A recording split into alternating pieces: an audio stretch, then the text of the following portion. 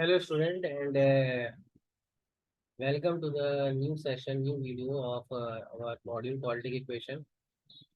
Quality equation के अंदर जो हमारा जो नेक्स्ट मॉड्यूल है, नेक्स्ट चैप्टर है, हम ऑलरेडी कर रहे थे क्वालिटी इक्वेशन। और क्वालिटी इक्वेशन का जो बेसिक था क्लास 10th वाला वो हमने कवर अप किया था, है ना। हमने क्या क्या कवर कर लिया? हमने पॉलिनॉमियल पढ़ लिया, हमने relationship between roots and coefficient का जो बेसिक पार्ट है क्लास 10th वाला वो देखा, और लास्ट के वीडियो में हमने दो चार क्वेश्चन अच्छे भी देखे, नो डाउट। तो थोड़ा सा जैसे कि एक रिकैप ले कि क्या किया। जैसे कि अगर आपके सामने देखो, अगर इस क्वाड्रेटिक पॉलिनोमियल का प्रोडक्ट ऑफ द रूट्स 2 है तो सम ऑफ द रूट्स पूछ रहे हैं क्या हो। तो आप यहाँ पे देखो कि अगर हम इसको चेंज कर देते हैं a x square plus b x plus c is equal to 0 की फॉर्म में, है ना। A x square plus B square, तो ए की वैल्यू यहाँ पे कितनी है? A+1 है। बी की वैल्यू यहाँ पे कितनी है? 2A+3 है। और सी की वैल्यू यहाँ पे कितनी है? वो 4। तो प्रोडक्ट ऑफ द रूट्स, अगर इसके रूट्स होंगे वो 2 होगा, क्योंकि capital C upon capital A के बराबर होगा, जो कि 4/A+1 के बराबर। तो यहाँ से हम कह सकते हैं कि 2 = 4/A+1। तो अगर आप यहाँ से सॉल्व करोगे तो ए की वैल्यू ऑटोमेटिकली 1 आ जाएगी, है ना। ए की वैल्यू कितनी आ जाएगी? 1 सॉल्व करने पे क्रॉस मल्टीप्लीकेशन से। अब हमसे सम ऑफ द रूट्स पूछ रहा है, वो होता है -B/A। तो -2A+3 अपॉन ए कितना है? A+1 capital. तो ए की वैल्यू 1 पुट करो, तो ये कितना हो जाएगा? 5/2। तो -5/2 इज द ऑप्शन। समझ रहे हो ना। तो मतलब इस टाइप के क्वेश्चंस को हमें क्लियरली आइडेंटिफाई करना है, और कुछ चीजें हमें पता होनी चाहिए। तो इसी तरह हम अगर डिग्री को बढ़ा देते हैं, यानी क्यूबिक इक्वेशन की बात करते हैं, 3 डिग्री की इक्वेशन। तो जो 3 डिग्री के कितने रूट्स होते हैं? 3 डिग्री के 3 रूट्स होते हैं, अल्फा बीटा और गामा। ऐसे 4 डिग्री के लिए बढ़ा देंगे तो 4 रूट्स हो जाएंगे, 5 डिग्री के लिए 5 रूट्स, N डिग्री के लिए N रूट्स। तो एक थ्योरम होती है बीटा थ्योरम। बीटा थ्योरम क्या कहती है कि बीटा थ्योरम रूट्स और कोफिशिएंट को रिलेट करती है ना। उसके बारे में अभी हम पढ़ेंगे, लेकिन फिलहाल के लिए अभी हम देख रहे हैं 3 डिग्री का इक्वेशन है, तो उसके 3 रूट्स हैं। तो यहाँ पे 3 कंडीशन सेटिस्फाई करेगी। सम ऑफ द रूट्स यानी alpha plus beta plus gamma, वही हो जाएगा। नेक्स्ट सेकंड हाईएस्ट कोफिशिएंट है -B/। इसी तरह प्रोडक्ट ऑफ द रूट क्या हो जाएगा? और एक चीज यहाँ पे और होती है, वो होता है sum of the roots taken two at a time. इसको बोलते हैं sum of the roots taken two at a time, alpha beta beta gamma gamma alpha. Sum of the roots taken two at a time. तो ये C/A होता है, और product of the roots -D/A होता है। इसको याद करने का एक सिंपल सा तरीका है कि ये माइनस प्लस माइनस ऐसे चलता रहता है। यानी स्टार्ट करना है आपको सेकंड हाइट कोफिशिएंट से माइनस, फिर देन प्लस, फिर माइनस। यानी सम ऑफ द रूट्स माइनस किया तो नेक्स्ट क्या हो जाएगा? प्लस, फिर नेक्स्ट, फिर माइनस, फिर नेक्स्ट प्लस, और ऐसे करते करते लास्ट में प्रोडक्ट ऑफ द रूट्स कितना आ रहा है? माइनस। चलो जाओ घर जाओ। ठीक है। तो sum of the roots alpha plus beta plus gamma -B/। Alpha beta plus beta gamma plus gamma alpha, वो कितना हो जाएगा? C बोल सकते हो तो पागल है। और product of the roots -D/। इसी तरह लेट अस सपोज 4 डिग्री के लिए, 4 डिग्री के लिए sum of the roots taken single at a time, alpha plus beta plus gamma plus delta, 4 roots हो गए, तो -B/। यहाँ पे sum of the roots taken 2 at a time आ जाएगा, alpha beta beta gamma gamma delta alpha delta alpha alpha gamma alpha delta and beta delta. दो दो की पेयरिंग बना लेंगे, वो C/A नेक्स्ट। तो अब देख लो माइनस प्लस फिर माइनस फिर प्लस। तो यहाँ पे sum of the roots taken 2 at a time and sum of the roots taken 3 at a time, ये भी आएगा। ठीक है। तो ये आपको याद करना है, इसको लर्न करना है। ऐसे 5 डिग्री के लिए भी चला जाएगा, वहां पे 5 रूट्स होंगे, यहाँ पे 4 रूट्स हैं। तो ये सारी चीजें आपको बाय क्वाड्रेटिक, क्यूबिक और क्वाड्रेटिक एटलीस्ट 3 इक्वेशंस के रिलेशन तो याद होने चाहिए। 3 इक्वेशन के रूट्स आपको क्या होने चाहिए? याद होने चाहिए। जैसे कि क्वेश्चन करते हैं, जैसे कि 3 डिग्री की इक्वेशन, इसके 3 रूट्स होंगे, है ना। तो alpha plus beta plus gamma कितना हो जाएगा? वो हो जाएगा -8/4। ठीक है। इसी तरह sum of the roots taken 2 at a time कितना हो जाएगा? Alpha beta beta gamma plus alpha gamma, वो कितना हो जाएगा? वो हो जाएगा C/A, दैट इज -3/4। और इसी तरह sum of the product of the root कितना हो जाएगा? प्रोडक्ट ऑफ द रूट हो जाएगा अल्फा बीटा और गामा, अल्फा बीटा और गामा वो हो जाएगा माइनस प्लस और फिर अब क्या आएगा माइनस -16/4 तो अल्फा बीटा गामा। तो सिर्फ एक ही ऑप्शन करेक्ट है, which of the following is correct, वो से ए ऑप्शन इज करेक्ट, है ना। तो इस टाइप के क्वेश्चंस क्या होता है, इस तरह के क्वेश्चन से हमें बेसिक्स का आइडिया होता है भाई। ये डिफिकल्ट क्वेश्चंस नहीं है, बहुत सिंपल सिंपल है, लेकिन बेसिक्स हमारी क्लियर होती है। जैसे कि एक पॉलिनोमियल देखिए कि 3 डिग्री की पॉलिनोमियल है, 3x³ -5x² -11x पॉलिनोमियल है 3 डिग्री की। तो relationship between zeros and coefficient लिखना है, बहुत सिंपल है, डायरेक्ट लिख सकते हो आप कोशिश करो कि इस एग्जाम्पल को एक बार सॉल्व कर दो बाय पेन, है ना। 3 रूट्स हैं alpha plus beta plus gamma. A B C की वैल्यू आइडेंटिफाई करो भाई, A 3 है, बी -5 है, सी आपका -11 है और डी आपका -3 है। उसके बाद जो रिलेशनशिप होता है alpha plus beta plus gamma वो -B/A होता है, नेक्स्ट कोफिशिएंट जो होता है नेक्स्ट सेकंड हाईएस्ट कोफिशिएंट, फिर C/A और फिर -D/। तो इसी बेसिस पे जैसे कुछ क्वेश्चंस करते हैं, जैसे यहाँ पे नोटिस करो, अगर ये पॉलिनोमियल है तो इसका जो x² का कोफिशिएंट है वो 0 है, दिख रहा है ना, कोफिशिएंट ऑफ x² 0 है ही नहीं यहाँ पे। तो ये पॉलिनोमियल बेसिकली ऐसा लिखा हुआ है। तो a की वैल्यू यहाँ पे 1 है, b की वैल्यू यहाँ पे 0 है, c की वैल्यू यहाँ पे -2 है और d की वैल्यू कितनी है 1 है। तो a की वैल्यू 0, b की वैल्यू a की वैल्यु 1 है। तो यहाँ से पूछा सम ऑफ द रूट्स लिखना होगा। सम ऑफ द रूट्स होता है sir alpha plus beta plus gamma, वो हो जाता है -B/A। तो वो कितना होगा माइनस, वो होगा -B/। तो -B/B तो वैल्यू 0 है, 0/A कितना 1 है, तो आंसर कितना आ जाएगा 0 आ जाएगा। तो सम ऑफ द रूट यहाँ पे कितना आ रहा है 0 आ रहा है। तो ये चीज आपको अच्छे से समझ में आनी चाहिए कि हमें ये जो सम ऑफ द रूट्स है, sum of the roots taken 2 at a time है, ये सारी चीजें हमें क्या होनी चाहिए, बहुत अच्छे से क्लियर होनी चाहिए।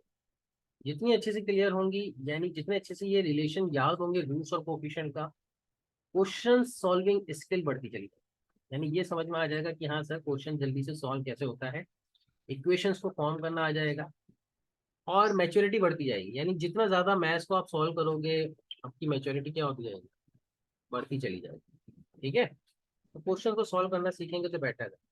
जैसे कि if 2 and 3 are the roots of this equation find m and third root find. दो रूट्स दे रखे हैं, है ना, तो m और n में दो इक्वेशन बन जाएगी। यहाँ पे ज्यादा बेटर अच्छा है।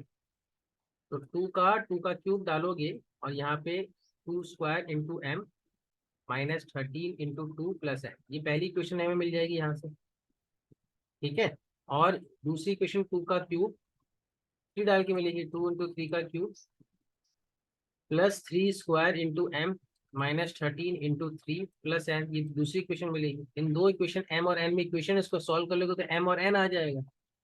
m और n आ गया तो कोई फिर आपकी थर्ड रूट भी निकल जाएगा, कोई ज्यादा इशू नहीं है ना। एक तरीका यहाँ पे जैसे बनता है, तो वो चीजें आपको नोटिस में करनी है भाई। आपकी इक्वेशंस फॉर्म होती तो है। एक दूसरा तरीका है कि हम थर्ड रूट को अल्फा मान लें, ये दूसरा तरीका ऑल्टरनेटिव।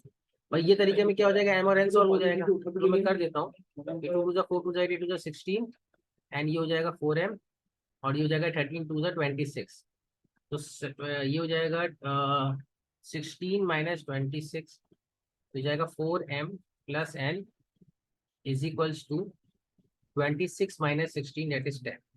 और यहाँ से बनेगा 9m + n = यहाँ से 3 3 जा 9 3 जा 27 2 जा 54 और ये 39 आ रहा है। तो आई थिंक ये बनेगा 27 2 जा 54 -39। 54 -39 होता है 4 - 3 8 एंड 5 - 3 2 -23 आएगा इधर। ठीक है ना, क्योंकि 2 जाके माइनस आएगा।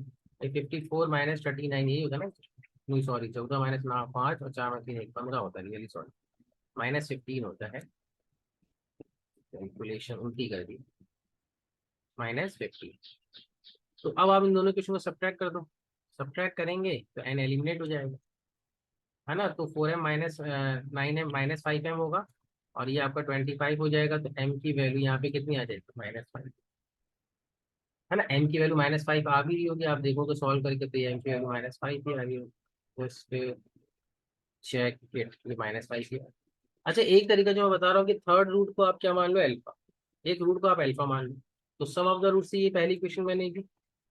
ठीक है ना, और product of the root taken two at a time, यानी अल्फा टू और थ्री, तीन रूट्स हुए ना, तो two alpha, product of the root, sorry sum of the roots taken two at a time, two into three six, sum of the roots taken two at a time, और ये three alpha, ये कितना हो जाएगा -13/2, तो यहाँ से third root ही आ जाएगा, जो थर्ड रूट है ना वो आ जाएगा, और प्रोडक्ट ऑफ द रूट्स रखोगे तो एन आ जाएगा, एन आ गया तो एम भी आ जाएगा, कोई इशू नहीं, ये भी एक तरीका है। समझ पा रहे हो चीज़ों को, अगर आप अंडरस्टैंड कर पा रहे हो तो डेफिनेटली चीज़ें डिफिकल्ट नहीं है, आसान है। ये सब क्लास 9 10 में बच्चे करते हैं बेसिकली। अगर 9 10 पिछले साल तो 10th से वो सिलेबस हटा दिया क्यूबिफिकेशन वाला, अगर इससे पहले तो क्लास 10 के बच्चे तो ये सॉल्व कर ही देते हैं ना, ऐसा तो नहीं है क्लास 10 के बच्चे नहीं सॉल्व कर। ठीक है ना, और देखते हैं जैसे कि लेट अस सपोज अल्फा और बीटा इस पॉलिनोमियल के रूट्स हैं, और सच डेट अल्फा बीटा -1, अल्फा और बीटा क्या है -1, प्रूव दैट इधर आर इज इक्वल टू 0, और ये रिलेशन, तो जो भी है प्रूव करना वो तो बात की बात है, लेकिन ये समझ में आ रहा है कि अल्फा बीटा की वैल्यू -1 है, और अल्फा बीटा इसके रूट्स है ना, तो अल्फा बीटा और गामा ये तीन रूट्स होंगे, वो कितना हो जाएगा minus plus minus minus R, यही होगा, जो भी अंडरस्टूड अगर देखा जाए तो यही होगा, है ना। अब अगर -r है तो इसका मतलब अल्फा बीटा की वैल्यू तो -1 होगी, तो गामा की वैल्यू कितनी आ जाएगी, गामा की वैल्यू आ जाएगी, गामा की वैल्यू यहाँ से -1 रखोगे तो गामा की वैल्यू आ जाएगी आर, यानी जो थर्ड रूट है वो आर ही है। थर्ड रूट क्या है, थर्ड रूट आपका इस इक्वेशन का अल्फा बीटा और आर एक रूट है, यानी आर जो यहाँ पे लास्ट कांस्टेंट दे रहेगा ना वो खुद एक रूट है, तो रूट है तो अगर हम पुट करेंगे तो ये सेटिस्फाई करेगा, तो हमने पुट कर दिया R, Q into R plus R is equals to 0, अब अपने आप ही प्रूफ हो रहा है। अब इसमें से अगर आप आर कॉमन लेते हो, यानी अगर आप आर कॉमन लेते हो तो अंदर क्या बचेगा, अंदर बचेगा R square plus P R plus Q plus 1। अब दो क्वांटिटी का प्रोडक्ट अगर 0 है तो दोनों में से एक तो 0 होना जरूरी है, या तो आर 0 हो जाए जो कि हमें प्रूव करना है, या ये 0 हो जाए जो कि ये नेक्स्ट पार्ट है। बात समझ रहे हैं ना, यानी अल्फा बीटा और गामा का प्रोडक्ट अगर -r आ गया तो वहां से हमने अल्फा बीटा -1 दे रखा था, तो क्वेश्चन को सॉल्व कर।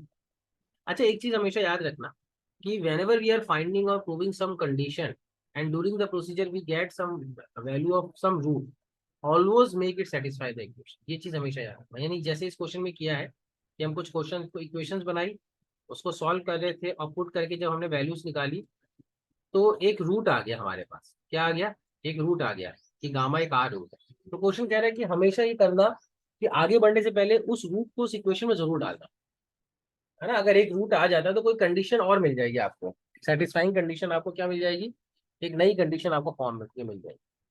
इसी के साथ बस ये क्योंकि क्वेश्चन है, अब नेचर ऑफ रूट्स के बारे में जैसे हम और डिस्कशन करें, है ना।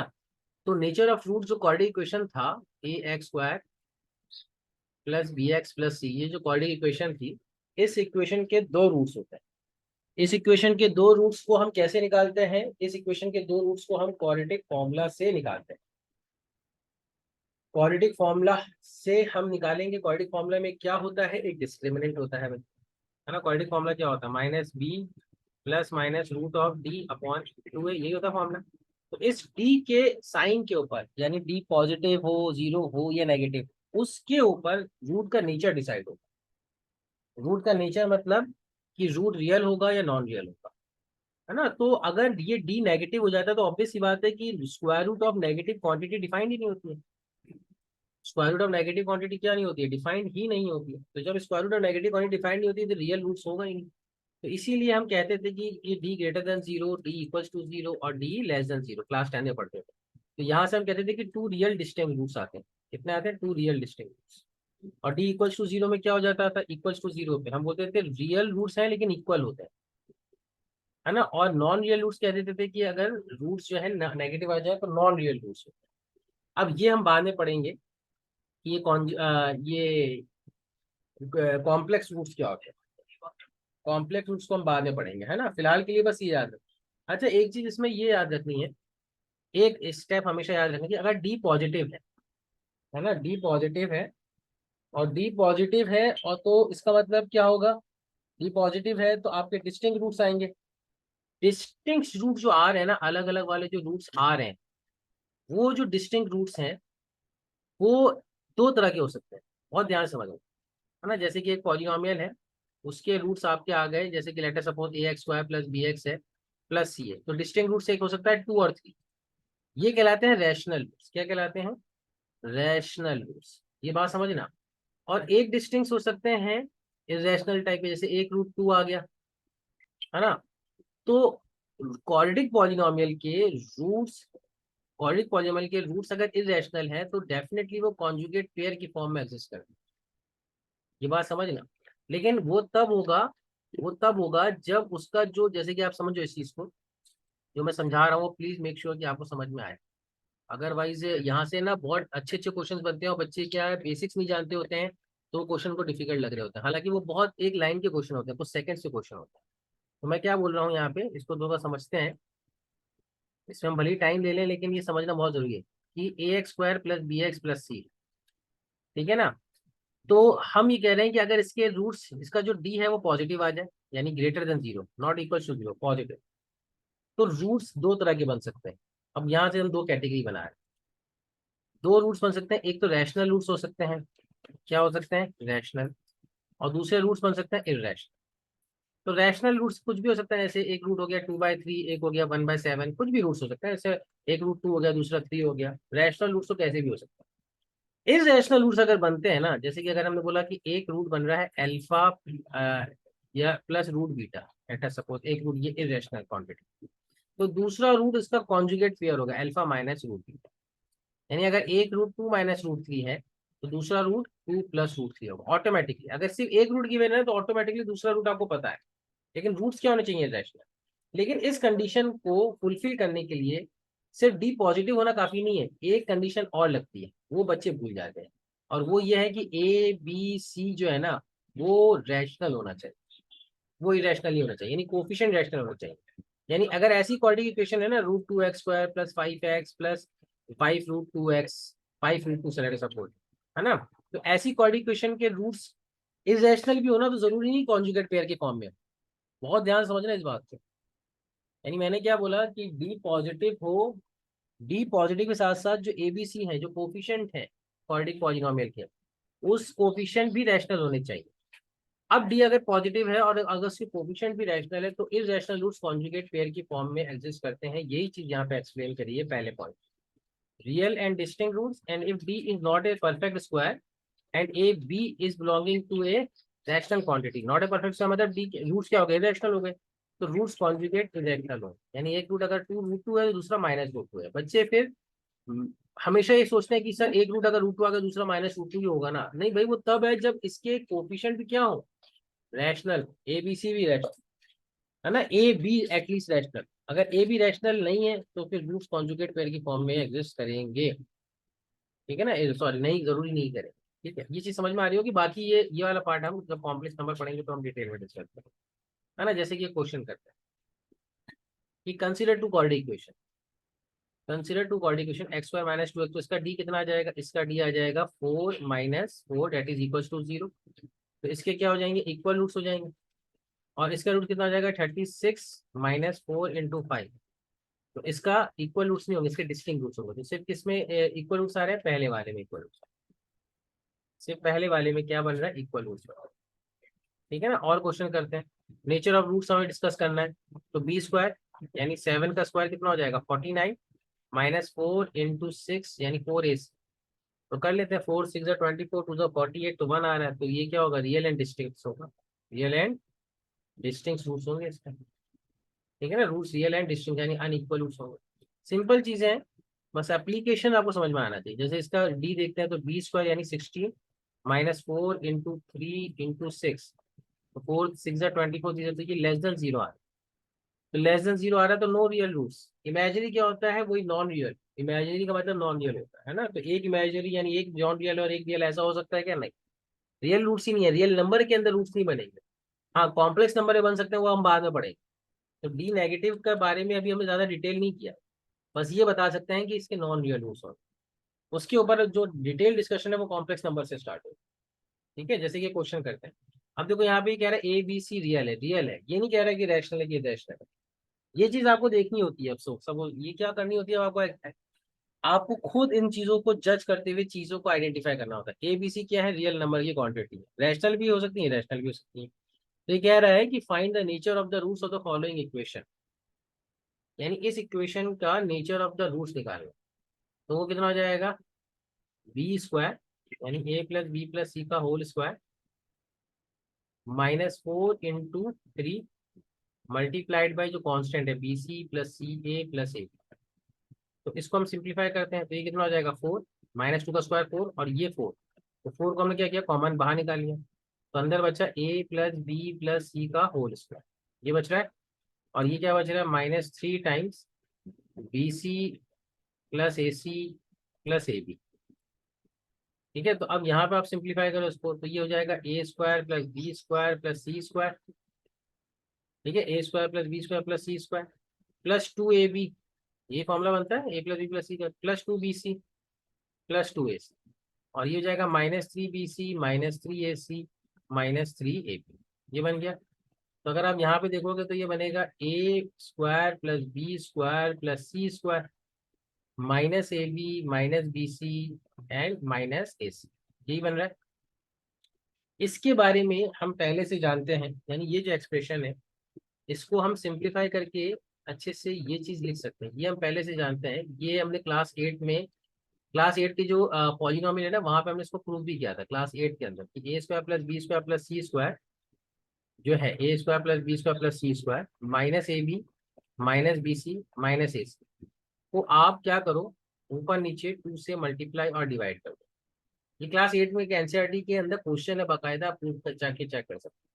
तो ये बन जाएगा 1/2 और अंदर हो जाएगा 2a square plus 2b square plus 2c square, अंदर को 2 को ले लिया, -2ab -2bc -2ac। अब इस ए स्क्वायर को दो जगह हम डिस्ट्रीब्यूट करेंगे, यानी ए स्क्वायर प्लस ए स्क्वायर लिख सकते हैं। तो एक लिखा ए स्क्वायर, ठीक है ना, एक बार लिखा ए स्क्वायर, और इस 2b स्क्वायर को भी हमने एक बार लिखा बी स्क्वायर और -2ab इसके साथ लिख दिया। फिर हमने बी स्क्वायर को वापस से लिखा क्योंकि 2b स्क्वायर, तो B square plus B square 2b square होगा। फिर एक बार सी स्क्वायर ले लिया और -2bc को इसके साथ लिख दिया। अब एक ए स्क्वायर बच रहा था ना, यहाँ पे दिख रहा है एक स्क्वायर, एक ए स्क्वायर यहाँ लिख लिया, एक ए स्क्वायर यहाँ पे लिख लिया, ए स्क्वायर प्लस ए स्क्वायर 2a स्क्वायर, फिर सी स्क्वायर और फिर ये -2ac। तो अगर आप देखोगे तो ये बन जाएगा a - b का होल स्क्वायर, पहली 3 टर्म से। फर्स्ट 3 टर्म से क्या बन रहा है, a - b का होल स्क्वायर, फिर क्या बन रहा है b - c का होल स्क्वायर, और फिर क्या बन रहा है c - a का होल स्क्वायर, या a - c का होल अपॉन 2, तो अपॉन 2 तो रहेगा ही। अब आप बहुत ध्यान से देखो कि ये तीनों क्वांटिटी पॉजिटिव है, क्योंकि होल स्क्वायर क्वांटिटी क्या होती है, पॉजिटिव। किसी भी क्वांटिटी का स्क्वायर करो तो हमेशा पॉजिटिव नंबर ही आता है, ये भी क्या होगी पॉजिटिव, और ये भी क्या होगी पॉजिटिव। और 3 पॉजिटिव क्वांटिटी को ऐड करोगे तो क्या आएगा, पॉजिटिव ही आएगा। यानी ये एक्सप्रेशन क्या है, ग्रेटर देन 0 है इसका मतलब। यानी जो हम निकाल लेते डिस्क्रिमिनेंट, ये क्या आ रहा है, पॉजिटिव आ रहा है। यही निकाल लेते ना, डी निकाल लेते, तो डी क्या आ रहा है आपका, पॉजिटिव आ रहा है। और डी अगर पॉजिटिव आ रहा है तो इसके रूट्स क्या होंगे, रियल एंड डिस्टिंक्ट। पॉज करके एक बार रिवाइंड करो, वापिस से चेक करो, ठीक है ना। यहाँ पे ये चीज directly always greater than equal to 0 कैसे दे रखा है, वो हमने प्रूव करके दिखाया है ना, वो हमने प्रूव करके दिखाया है। ठीक है, पॉज करके रिवाइंड करो, समझ में आया। Find the value of p if the roots of the quadratic equation this are coincident. तो p की वैल्यू निकालनी है अगर इसके रूट्स कोइंसिडेंट है, यानी सेम है, इक्वल। बहुत इजी क्वेश्चन है, बी स्क्वायर यानी +6 का स्क्वायर -4ac, तो -4, और a यहाँ पे p-3 है और c यहाँ पे 9 इक्वल्स टू 0। तो ये हो जाएगा 6 का स्क्वायर 36, 4 9 से 36, p-3 इज इक्वल्स टू, तो p-3 यहाँ पे 36 कॉमन निकलेगा तो p-6 1 के बराबर हो जाएगा, तो p इज इक्वल्स टू 4 हो जाएगा, ठीक है ना। तो p इक्वल्स टू 4 है। ये बहुत सिंपल क्वेश्चन है, क्लास 10 के लेवल की क्वेश्चन है। फाइंड द वैल्यू ऑफ के दिस क्वेश्चन है इक्वल रूट्स। तो आपका सॉल्यूशन देख लो, मेरे ख्याल से वो ज्यादा बेटर रहेगा, क्योंकि इन क्वेश्चन पे हम टाइम वेस्ट नहीं करेंगे भाई। डी अगर इक्वल 0 के बराबर होगा तो ही, ये क्लास 10 पे आते हैं, बोर्ड एग्जाम में इससे डिफिकल्ट क्वेश्चन आते हैं इक्वल रूट कंडीशन के ऊपर। तो आई थिंक ये सब समझ में आ रहा होगा। हम जो पढ़ रहे हैं सब रिवीजन पॉइंट ऑफ व्यू पढ़ रहे हैं, क्वाड्रेटिक क्वेश्चन के जो डिफिकल्ट क्वेश्चन है उन सब क्वेश्चन में ये सब कंसेप्ट अप्लाइड हो, तो वहां पे हमें कोई दिक्कत नहीं होनी चाहिए। ये हमारा टारगेट है, ये पर्पस है हमारा। जैसे ये क्वेश्चन करते हैं, p x is equals to a x square plus b x plus c and q x is equals to -a x square -dx and plus c, ठीक है ना। देन प्रूव दैट कि px into qx has equals to 0 has at least 2 real roots. यानी ये कहने का कारण है कि अगर इन दोनों पॉलिनोमियल को मल्टीप्लाई करते हो, अगर इन दोनों पॉलिनोमियल को मल्टीप्लाई करते हो तो इनके एटलीस्ट 2 रियल रूट्स होंगे, 2 रियल। ये बहुत बढ़िया क्वेश्चन है, good question. At least 2 real roots, तो इनके एटलीस्ट 2 रियल रूट्स होने के, यानी इन दोनों को मल्टीप्लाई करेंगे तो कितने रूट्स आएंगे? 4 रूट्स आएंगे, क्योंकि ये 4 डिग्री की पॉलिनोमियल बनेगी, है ना, 4 डिग्री। तो उसमें ये कह रहा है कि कम से कम 2 रियल रूट्स होने चाहिए, यानी ये पॉसिबिलिटी है। कम से कम 2 रियल रूट्स होने का मतलब ये है कि या तो कम से कम 2 रियल रूट्स हो, 3 भी हो सकते हैं और 4 भी हो सकते हैं, ये भी पॉसिबिलिटी है ना। तो एटलीस्ट 2 रियल रूट्स तो होने ही चाहिए, कम से कम 2। तो अगर मैं ये कह दूं कि अगर हम किसी तरह ये प्रूव कर दें, किसी तरह ये प्रूव कर दें कि px और qx दोनों में से किसी एक का डी पॉजिटिव होगा, है ना, किसी एक का डी पॉजिटिव होगा, तो ऑटोमेटिकली, यानी सपोज करो कि px के रियल रूट्स हैं, तो अगर px के रियल रूट्स हैं, लेटर सपोज qx के नहीं भी है, लेटर सपोज, तो px के अगर रियल रूट्स हैं, दोनों रियल रूट्स हैं, मान लो 2 और 3 है, तो px के लिए जो हम 2 रखेंगे तो ये 0 हो जाएगा, और 0 मल्टीप्लाई बाई qx कितना होता है? 0 हो जाता है। तो किसी भी एक पॉलिनोमियल के भी रियल रूट्स हो गए ना, तो दोनों एटलीस्ट 2 रियल रूट्स पॉसिबल हो जाएगा। तो जैसे कि इसका रूट्स क्या आएगा? बी स्क्वायर माइनस 4ac, इसका डी आ रहा है, और इसका डी कितना आ रहा है? D square plus 4ac। बात समझ लो, डी स्क्वायर प्लस 4ac। भाई B square minus 4ac, D square plus 4ac। तो ये दोनों आपको डिस्क्रिमिनेंट मिल रहा है, अलग अलग क्वांटिटी का, दोनों क्वांटिटी का अलग अलग डिस्क्रिमिनेंट मिल रहा है। तो यहाँ से हमें ये प्रूव करना है कि किसी एक का डी क्या हो जाए? पॉजिटिव हो जाए। तो देखो डी स्क्वायर प्लस 4ac, ठीक है ना, और बी स्क्वायर माइनस 4ac, इनको ऐड करो, तो इनको ऐड करेंगे तो क्या आएगा? B square plus D square. तो सम ऑफ द डिस्क्रिमिनेंट क्या हो रहा है? सम ऑफ द डिस्क्रिमिनेंट क्या हो रहा है? पॉजिटिव, यानी दोनों पॉलिनोमियल के डिस्क्रिमिनेंट का सम पॉजिटिव हो रहा है, क्योंकि B square plus D square दोनों ही पॉजिटिव है। तो सम जो हो रहा है वो दोनों का क्या हो रहा है? पॉजिटिव हो रहा है, नॉन नेगेटिव हो रहा है। तो इसका मतलब हम ये कह सकते हैं कि इन दोनों पॉलिनोमियल के प्रोडक्ट से जो पॉलिनोमियल बनेगी उसके एटलीस्ट 2 रूट्स होंगे, क्योंकि इन दोनों के डिस्क्रिमिनेंट का सम पॉजिटिव हो रहा है। ये बात समझ लो, क्योंकि बाय क्वाड्रेटिक बन गई है।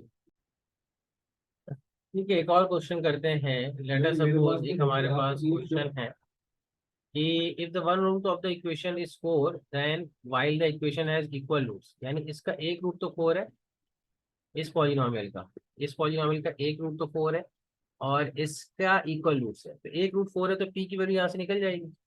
भाई 4 रूट रखोगे तो 4 स्क्वायर प्लस 4p प्लस 12, ये कितना होना चाहिए? 0 होना चाहिए।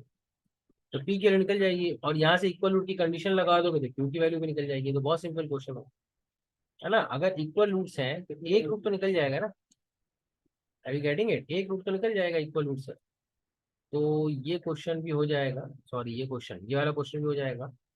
तो पी की वैल्यू हमें निकालिए, क्योंकि 4 अगर रूट है इसका, 4 अगर रूट है इसका, तो डेफिनेटली हम पी की वैल्यू तो निकाल सकते हैं X by putting X equals to 4। और पी जब निकल जाएगा तो पी की वैल्यू सेकंड इक्वेशन में रखेंगे और इसके इक्वल रूट कंडीशन लगा देंगे, डी इक्वल्स टू क्यू, यहाँ से क्यू भी निकल जाएगा। और क्वेश्चंस करते हैं, ये सब क्वेश्चंस बहुत सिंपल सिंपल है, and I don't think so कि इसमें हमें इतना ज्यादा दिमाग खर्च करने की जरूरत है। कि अगर आपको आता है तो यू कैन स्किप, है ना, ये आप वीडियो स्किप कर सकते हैं अगर आपको आता है। जस्ट मेक श्योर कि मैं ये मेक श्योर करना चाहता हूँ कि किसी को नहीं आता हो तो वो परेशान हो। ये कह रहा है कि if the roots of the equation be real, यानी 1 का स्क्वायर माइनस 4ab पॉजिटिव है। Really sir, just give me second, मैं इसको रीलोड करता हूँ।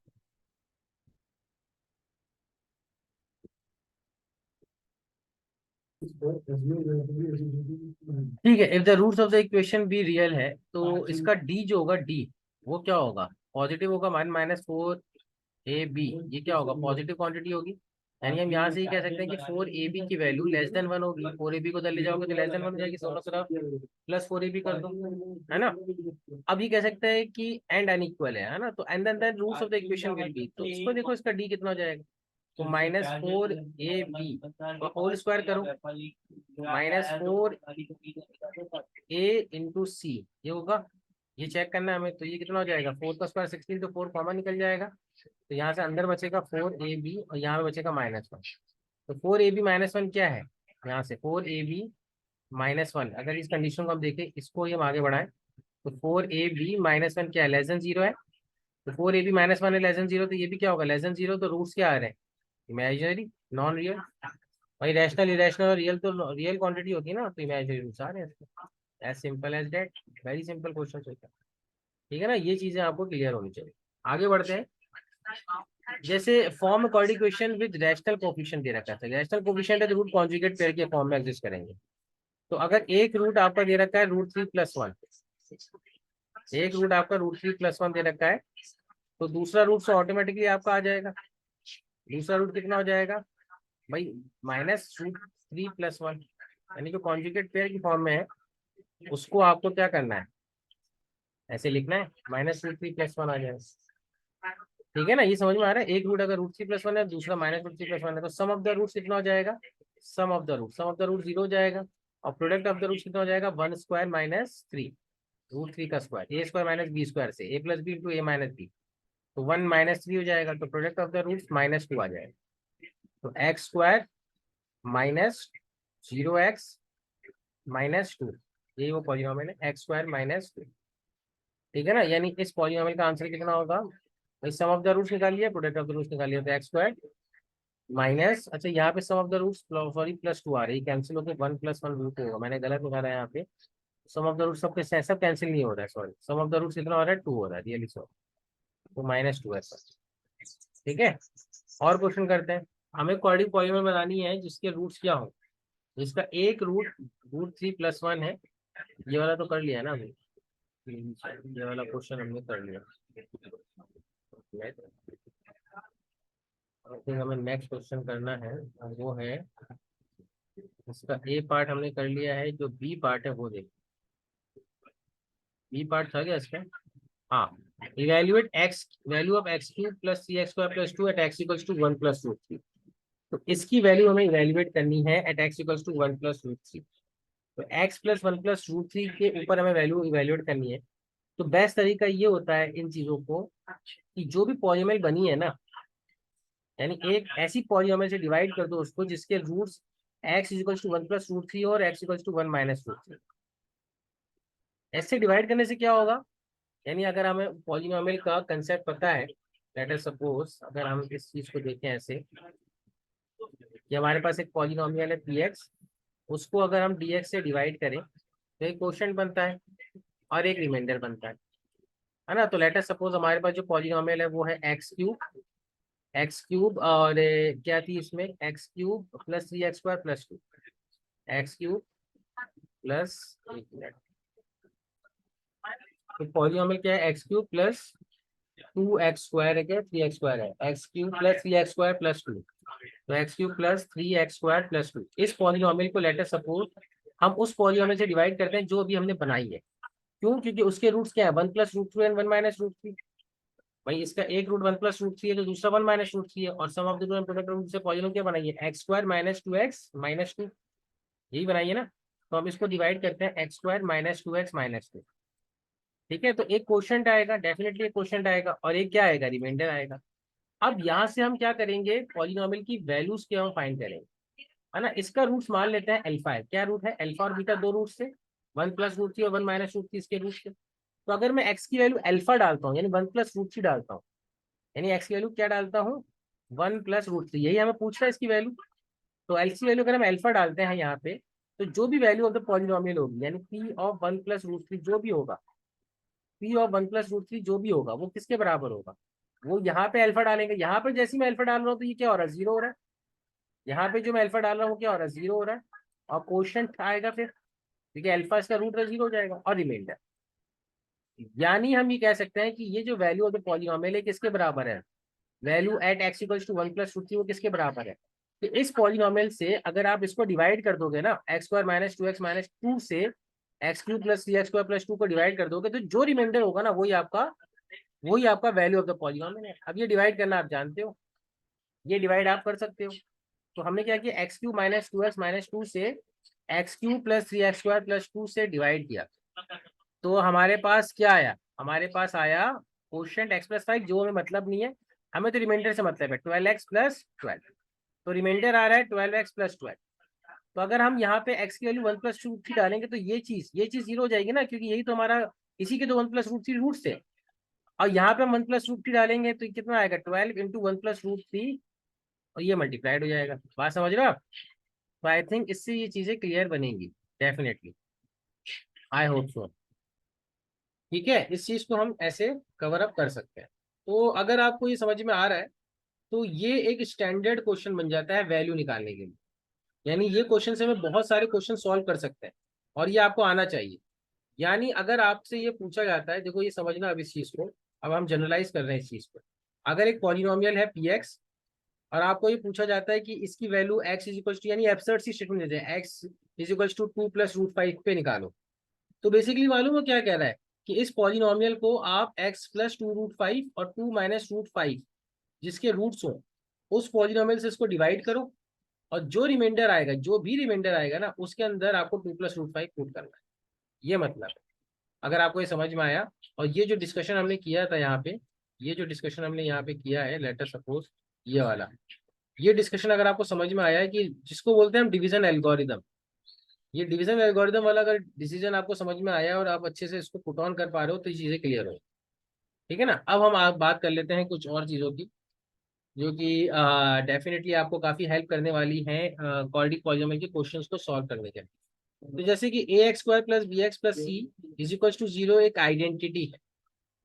आइडेंटिटी का मतलब होता है कि, आइडेंटिटी का मतलब ये समझना, आइडेंटिटी मतलब ये इक्वल्स टू जीरो नहीं है। आइडेंटिटी का मतलब होता है कि हमेशा एक्स, जैसे कि मैं अगर मैंने बोलता हूँ a+b² is equals to a² + b² + 2a, ये क्या होती है, एक आइडेंटिटी होती है। तो मैं ये बोलता हूँ कि सर ये LHS जो है ना, ये RHS के हमेशा इक्वल होगा, हमेशा, ऑलवेज, यही बोलता हूँ। आइडेंटिटी का मतलब यही होता है। आइडेंटिटी का मतलब होता है कि आइडेंटिकली इक्वल होते हैं। यानी अगर LHS में ए और बी की मैं कोई भी वैल्यू रखूं, लेट अस सपोज ए की वैल्यू 0 और बी की वैल्यू 1 रखूं, तो यहाँ से जो भी आंसर आएगा 0 + 1 का स्क्वायर 1 होता है। तो यहाँ से भी ए की वही वैल्यू रखने पे और बी की वही वैल्यू रखने पे वही आंसर आएगा। ए की वैल्यू मैंने कुछ भी रखी, बी की वैल्यू कुछ भी रखी, यानी ए और बी की कोई भी रियल नंबर रखता हूँ, तो दोनों जगह रखने पे सेम ही आंसर आता है। इसका मतलब आइडेंटिटी होता है। क्या मतलब होता है इसका? आइडेंटिटी। ये इस कंसेप्ट से बहुत क्वेश्चन बनते हैं।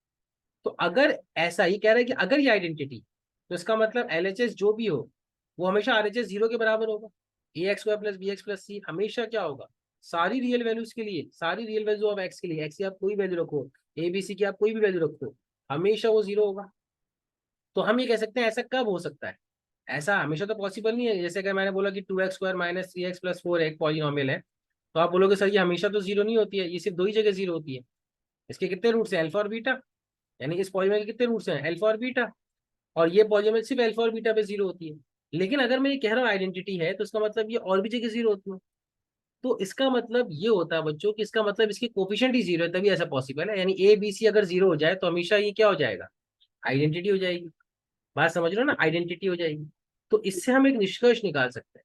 यानी अगर किसी क्वाड्रेटिक इक्वेशन के, यानी लेट अस सपोज हमारे पास एक क्वाड्रेटिक इक्वेशन है ax² + bx + c, अगर किसी क्वाड्रेटिक इक्वेशन के, किसी क्वाड्रेटिक इक्वेशन के मोर देन 2 रूट्स हो जाए, मोर देन कितने रूट्स हो जाए, मोर देन 2 रूट्स, किसी भी क्वाड्रेटिक इक्वेशन के मोर देन 2 रूट्स हो जाए, ऐसा होता नहीं है, मैं वो कह रहा हूँ कि हो जाएगा, क्वेश्चन के किसी तरह से स्पेसिफिकेशन में ये लिखा हो कि यार इस क्वाड्रेटिक इक्वेशन के 2 रूट्स है, 2 रूट से ज्यादा है, तो इसका मतलब ये नहीं कि 2 रूट से ज्यादा है, इसका मतलब ये होता है कि इसके जो कोफिशिएंट है ना वो तीनों 0 है।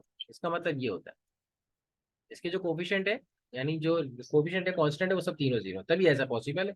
अब आप ऐसी कोई भी वैल्यू रखो, वो वैल्यू 0 से मल्टीप्लाइड होगी, और C भी क्या है, 0। तो अगर किसी भी पॉलिनोमियल के उसकी डिग्री से ज्यादा रूट्स हो जाते हैं ना, तो उसके सारे कोफिशिएंट एंड कांस्टेंट 0 हो जाते हैं। ये चीज आपको पता होनी चाहिए। जैसे कि एक क्वेश्चन है, लेट अस सपोज ये क्वेश्चन जो है कि a = 1 है, a = 1 पे ये कितना हो जाएगा, 0, ये कितना हो जाएगा, 0, और ये कितना हो जाएगा, 0। तो a = 1 पे इस पॉलिनोमियल के इनफाइनाइट रूट हो सकते हैं। एक्स की आप कोई भी वैल्यू रखो, हमेशा आंसर कितना आ रहा है, 0 आ रहा है। तो a = 1 पे क्या हो रही है, आइडेंटिटी हो रही है, बिल्कुल ट्रू है, इसमें कोई डाउट नहीं। तो ये बहुत इंपॉर्टेंट कंसेप्ट है, ये जो अभी हम कंसेप्ट पढ़ रहे हैं ना, ये कंसेप्ट बहुत इंपॉर्टेंट है, वेरी इंपॉर्टेंट। इसको याद रखो, ये कंसेप्ट बहुत ज्यादा इंपॉर्टेंट है। ठीक है ना। अगर किसी पॉलिनोमियल के उसकी डिग्री से ज्यादा रूट जाए, यानी 3 डिग्री के 4 रूट हो जाए, ये 4 से ज्यादा हो जाए, तो उसके सारे कोफिशिएंट और कांस्टेंट जीरो हो। इस कंसेप्ट को यूज करके जैसे कि हम एक क्वेश्चन करते हैं, find T such that it is an identity, यानी ये भी जीरो होगा, ये भी जीरो होगा, ये भी जीरो होगा। अगर ये आइडेंटिटी है, इसका मतलब इसके एक्स की किसी भी वैल्यू के लिए हमेशा जीरो होगा। तो ऐसा पॉसिबल तभी है जब ये भी जीरो हो, यानी इसका लीडिंग कोफिशिएंट भी जीरो हो, ठीक है ना, ये भी जीरो हो और ये भी क्या हो, जीरो। तीनों एक साथ जीरो होने चाहिए, तीनों जीरो होने चाहिए। तो ये कब जीरो हो रहा है ये निकाल लो, अब इसको हम सॉल्व करेंगे। ये कब जीरो हो रहा है, 1 और 2 पे। ये कब जीरो हो रहा है, 2 और 3 पे। ये कब जीरो, +-2 पे। तीनों हमने निकाले, यानी तीनों अगर ये आइडेंटिटी है तो तीनों क्या होने चाहिए, जीरो होने चाहिए, तीनों जीरो होने चाहिए। और तीनों जीरो एक साथ होने चाहिए, ये भी जीरो, ये भी जीरो और ये भी जीरो। तो ये तीनों जीरो कब हो रहा है, कॉमन वैल्यूज के लिए। तो कौन सी कॉमन वैल्यू दिख रही है, 2 दिख रही है। सिर्फ t = 2 तीनों में कॉमन है, यानी t = 2 पे ये भी जीरो होगा, ये भी जीरो होगा, ये भी जीरो होगा। t = 1 पे ये जीरो हो सकता है, लेकिन ये जीरो नहीं हो रहे ना। t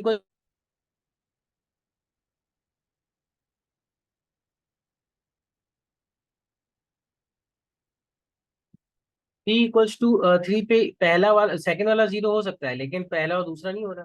तो सिर्फ t = 2 ही एक ऐसी वैल्यू है जहाँ पे ये तीनों जीरो हो रहे हैं, तो वहां से हमने आंसर लिख लिया। बस एक लास्ट और क्वेश्चन करते हैं, जैसे कि let us know for what value of k will this have a equal root. तो ये तो बहुत इजी क्वेश्चन है, b² - 4ac जीरो करिए, यानी डी जीरो होना चाहिए। तो डी की जीरो होगा तभी इक्वल रूट्स बनते हैं किसी पॉलीनोमियल के। तो डी इसका क्या हो जाएगा, बी ये है, ए 1 है और सी ये है। तो b² - 4ac, इसको जीरो के इक्वेट कर दिए, के में क्वाड्रेटिक बन रही है, उसको सॉल्व कर लीजिए तो आंसर निकल जाएगा। तो आज जो हमने जो इंपॉर्टेंट कंसेप्ट पढ़ा है ना, relationship between roots and coefficient, ये तो हम पहले से जानते थे, नेचर ऑफ रूट्स भी पहले से जानते थे, लेकिन नेचर ऑफ रूट्स में हमने एक इंपॉर्टेंट बात पढ़ी है कि अगर d 0 हो और ए बी आपका रैशनल हो, तो अगर इसके इरेशनल रूट्स बनते हैं ना, तो वो कॉन्जुगेट पेयर की फॉर्म में एग्जिस्ट करेंगे। और दूसरा हमने पढ़ा कि किसी पॉलिनोमियल को अगर हम उसके रूट्स की पॉलिनोमियल से डिवाइड करें, है ना, जैसे इसका एक रूट 2 है, एक का एक रूट 3 है, तो जो रिमाइंडर है वो हम निकाल सकते हैं as a value of the polygon. जैसे x = 1 + √3 पे हमने वाला क्वेश्चन देखा था कि 3rd डिग्री की इक्वेशन के क्या निकालने हैं, वैल्यू निकालनी है। तो 1 - √3 से भी हमने क्या किया, इसका रूट मान लिया और उस पॉलीगॉन से डिवाइड कर दिया, तो फिर हमने वैल्यू निकाली। और लास्ट चीज देखी थी हमने आइडेंटिटी वाली, वो भी बहुत इंपॉर्टेंट है। ये वाला लेक्चर वेरी इंपॉर्टेंट था, बहुत ज्यादा इंपॉर्टेंट और इन्फ्लुएंस क्या था, मैं ये मान के चलता हूँ कि आप इस लेक्चर को 2-3 बार देखना। किसी जगह कोई डाउट हो, कोई चीज हो जो आपको समझ में नहीं आ रही है, तो प्लीज आस्क मी, है ना। उसी के हिसाब से फिर चीजें क्लियर बनेंगी और अच्छी बनेंगी। ठीक है, तो आज हम यही भी डन करते हैं, नेक्स्ट क्लास में हम इसी को मूव ऑन करेंगे। Thank you.